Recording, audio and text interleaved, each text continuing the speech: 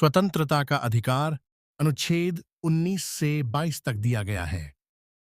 इसके अंतर्गत नागरिकों को अभिव्यक्ति की स्वतंत्रता, शांतिपूर्वक सभा करने का अधिकार, संगठन बनाने का अधिकार, देश में कहीं भी आने जाने और रहने का अधिकार तथा कोई भी वैध व्यवसाय करने का अधिकार प्राप्त है। अनुच्छेद 23 मानव तस्करी और बंधुआ मजदूरी का निषेध। यह अनुच्छेद मानव तस्करी पर रोक लगाता है। बेगार यानी बिना वेतन के जबरन काम कराना प्रतिबंधित है। किसी व्यक्ति से उसकी इच्छा के विरुद्ध जबरन मजदूरी नहीं कराई जा सकती। इस अनुच्छेद का उल्लंघन कानूनन दंडनीय अपराध है। इसका उद्देश्य मानव गरिमा और स्वतंत्रता की रक्षा करना है। अनुच्छेद 23 भारतीय संविधान के मौलिक अधिकारों का भाग है। यह मानव तस्करी, बेगार और किसी भी प्रकार के जबरन श्रम को प्रतिबंधित करता है। अनुच्छेद 24 भारतीय संविधान के मौलिक अधिकारों में शामिल है।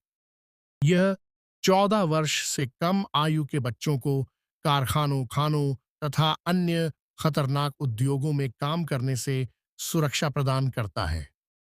इस अनुच्छेद का उद्देश्य बच्चों के स्वास्थ्य, शिक्षा और समुचित विकास की रक्षा करना है।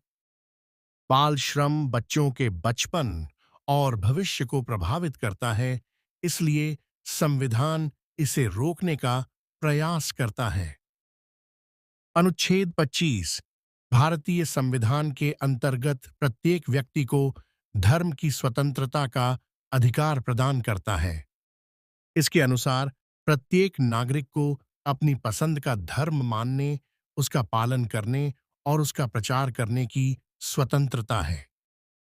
यह अधिकार सभी धर्मों के लोगों को समान रूप से प्राप्त है। हालांकि यह स्वतंत्रता सार्वजनिक व्यवस्था, नैतिकता और स्वास्थ्य के अधीन होती है, अर्थात कोई भी धार्मिक गतिविधि समाज की शांति, शांति, सुरक्षा या कानून व्यवस्था को प्रभावित नहीं कर सकती।